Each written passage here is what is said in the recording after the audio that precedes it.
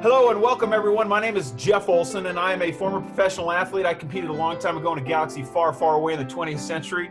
And I was in the game, in the mix. And today's topic, continuing our sponsorship plus conversation, is around the hustle and the game of trying to create and generate cash flow as an athlete.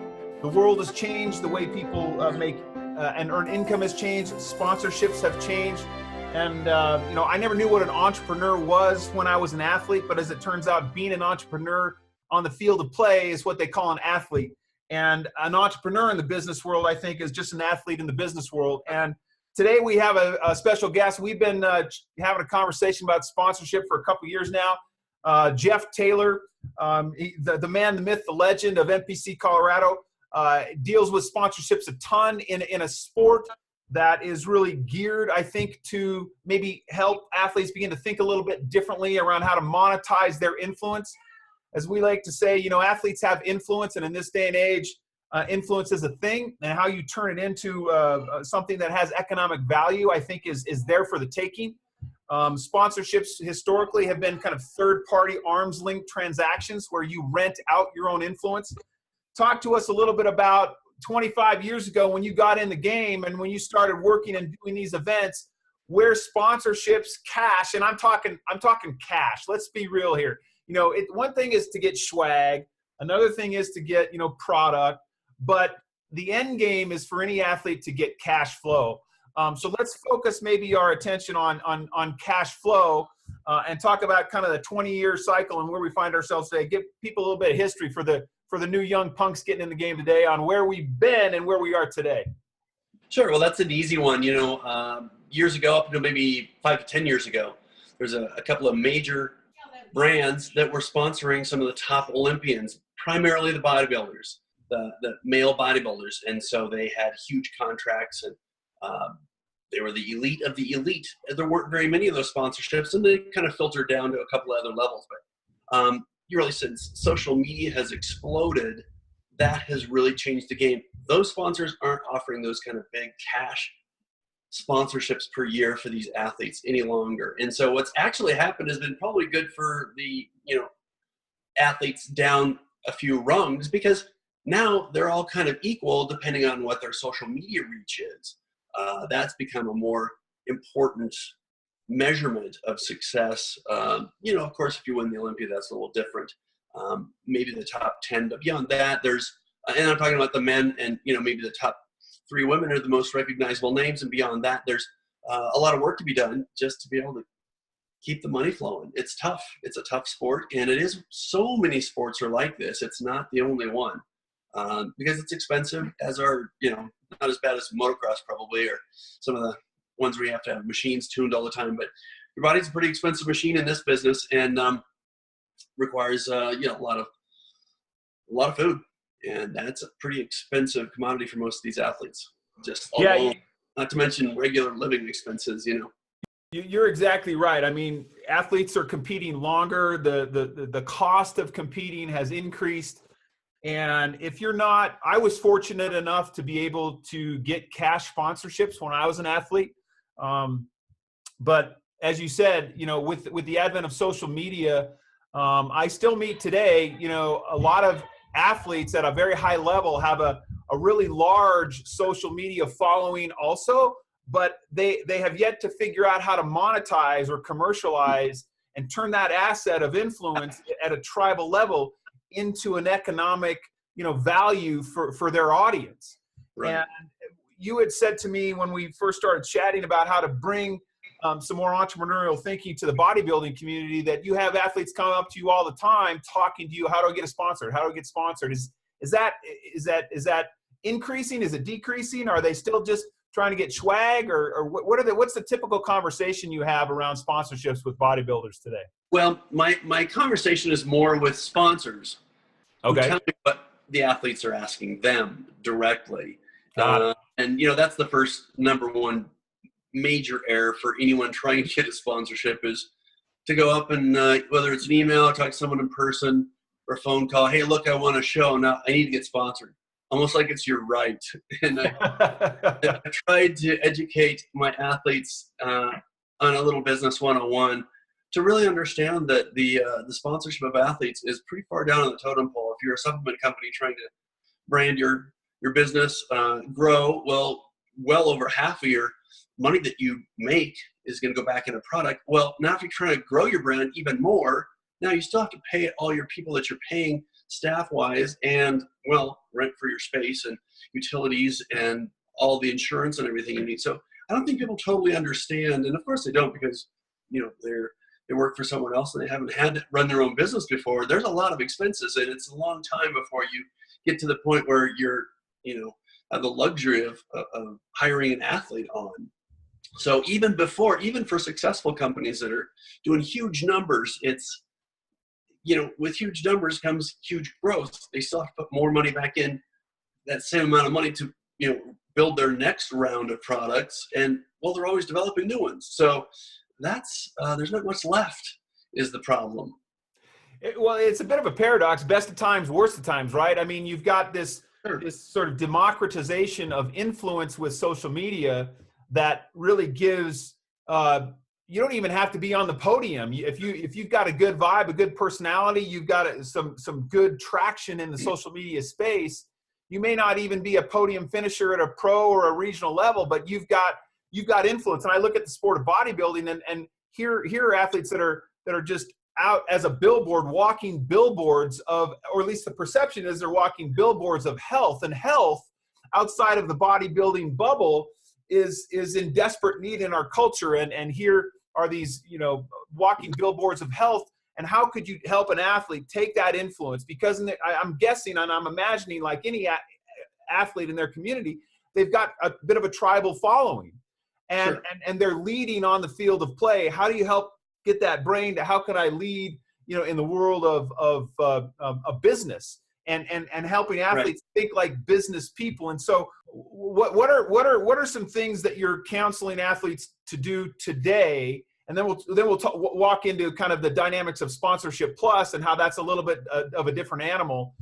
How do you counsel an athlete today to put themselves in a position to be considered by sponsors today? Well, that's a good question. Really, I with my athletes, they're usually in a 12 to 16, maybe 20 week meal prep diet in preparing for a show. I mean, that's really critical. Everything that they do in each one of those 24-hour periods is critical to their success on that appointed time of their show. I'm trying to get them to understand that their first foray into sponsorship is just as important as those 2 minutes that they have on stage that they're preparing for. So they need to prepare all the things for that first meeting, first phone call, first email with a sponsor. So they have their ducks in a row, with photos, with any type of graphics that they have, built themselves. And I help them with a few ideas with that, as well as their social media following, and just continuing to build that. And that's something that they need to do every single day, just like the time in the gym. Then what happens? Then a third party, some entity, some sponsor takes a look at you as a package, and basically what they're trying to evaluate, and Jeff, correct me if I'm wrong, is what is their net impact, their net influence? How many eyeballs, or what's the reach? What is the platform and mouthpiece through which, if we form a relationship, I'm going to pay you or give you swag or product to then, what I say, rent your influence for a period of time, so that you will go out and do some posts, or I can use your likeness. And it's a third party kind of arm's length transactional relationship where you're basically you're a hired gun, and you're renting out what is an asset in today's market, which is influence. And we come in, and I brought Sponsorship Plus to Jeff's attention a couple years ago, and we've been scratching this itch for a while, as I told him, and I'm committed in 2018 to help bodybuilders sort of begin to at least explore the possibility of how to think a bit more like an entrepreneur. As you said, many bodybuilders come in and they got a day job and they're an employee, and then they're doing lifting on the side. And one of the things that I've learned coming out of my athletic career is getting that mindset in place, helping mentor people say, hey, I've got influence, and now I need to find a commercial vehicle that I can even own. That's the best. I say profits are better than wages. Own, and then take my influence out into the market and use my influence and own it and have it last beyond my competitive years. And I think maybe just in your words, and we're not going to get too specific into the program itself. This is more of an invitation to reach out to me or Jeff, and he can connect you to me on just exploring the possibility. I'm in the business of conversations. We are a health food company. We've got some global leading health food that we think is a better widget, and we invite you to learn more about it. And Jeff, maybe just share your story on how you think we're coming into the game around Sponsorship Plus and around our health food and how it's maybe a little bit think different that can help athletes transcend what I call the bodybuilding bubble and bring something, a good and a service out into the general public. No, happy to. I think what comes to mind first, Jeff, is that as we started the conversation, things have changed a lot with the sponsorship. And so when you say renting your influence, again, that's dollars for hours.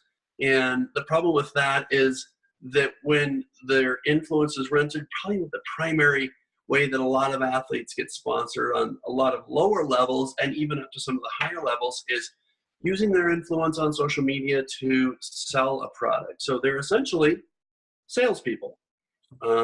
It's not hard work because they only have to prepare posts and whatnot, and the back end of the company, the websites, they do all that. They usually get 25% or so for what they do, maybe 30. So they're actually like paid commissions on the sales that are made through their posts or whatever happens. Now there's still people that are getting monthly stipends and actual dollars in their pocket, not quite as much as there was before.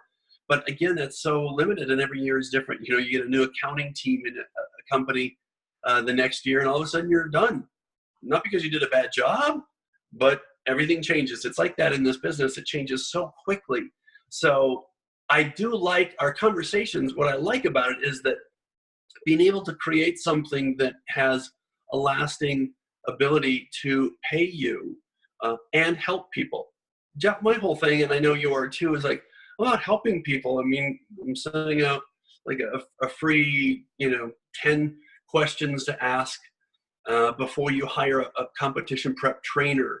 Sent that out last week. Yesterday, I sent out a video with one of the top IFBB and NPC head judges on what we're looking for and what to expect in NPC as well, and moving into the IFBB levels.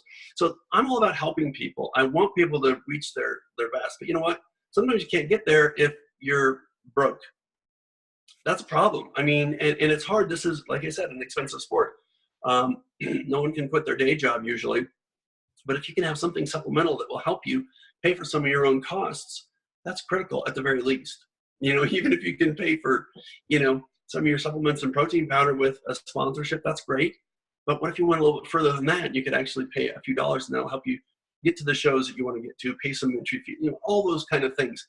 They're all part of everyone's budget, and they make a sacrifice to do that. And I have mad respect for that for my athletes. And so I want to obviously promote the most professional and best shows ever, give them everything they possibly can along the way as well. And if there's something that can help them where, they can share, benefits of the health that they've developed, through a product that will help the family, friends, their tribe, I think that's brilliant. So I'm wanting to work with you some more to try to figure out how to connect some of those dots and help people get there.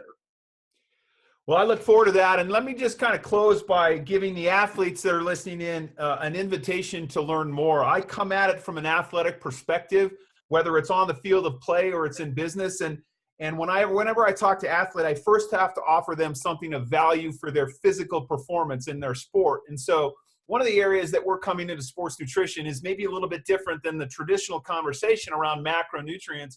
We come at it from a recovery standpoint, from a nutrient density standpoint. And our health food is really there to build physiological durability, up-regulate the adaptive response. And we call it food conditioning. This is beyond proteins. This is beyond carbs. This is beyond periodization of calories, getting into the physiology of the human body and what makes it be able to take a beating, and then the recovery response. I work with professional athletes at the Olympic level, in the NFL, in the NHL, the NBA, And now I'm working with Mr. Universe, Mr. Olympia, and we can throw out some name drop a little later. But I would love to get this going in NPC Colorado. You as the bodybuilding community are billboards of health, and in your world, that is influence. And you can turn that into something that I believe is, as we say, fun, fast, and built to last. But it starts with how does this good or service, and in our case, our health food, how is it going to help my physical performance?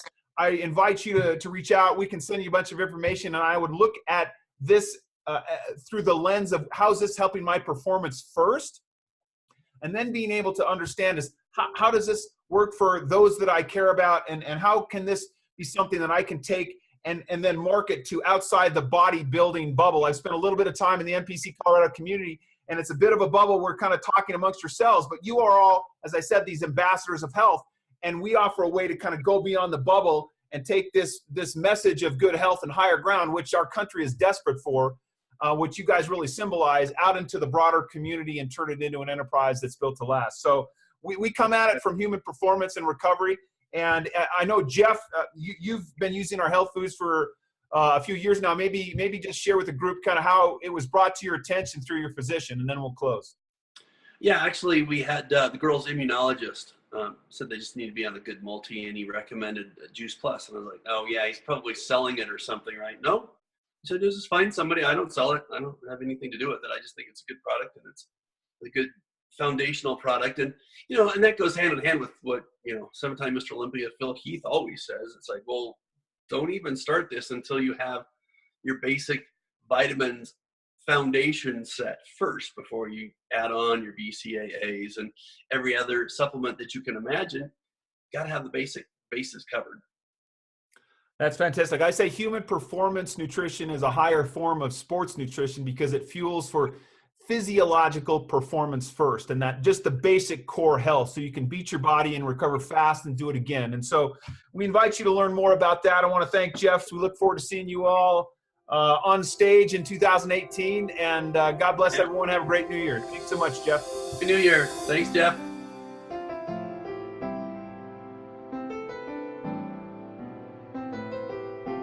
You're going to get a full healthcare benefits package and dental and expense allowance and tuition reimbursement. Is that something that is an incentive for you as an independent contractor to get to that next level as a business owner and get those healthcare benefits? Definitely. As a personal trainer, that's something that I would never, ever see.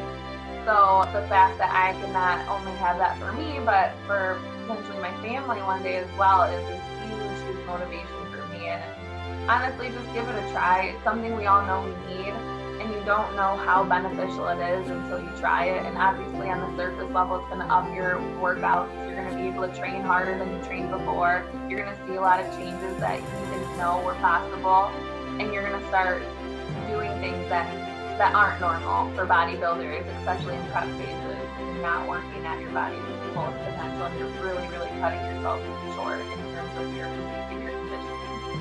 Bodybuilders, when they hear sponsorship, their eyes light up. So I think that we could really do a lot with Sponsorship Plus and just teaching people the difference between a typical sponsorship and Sponsorship Plus.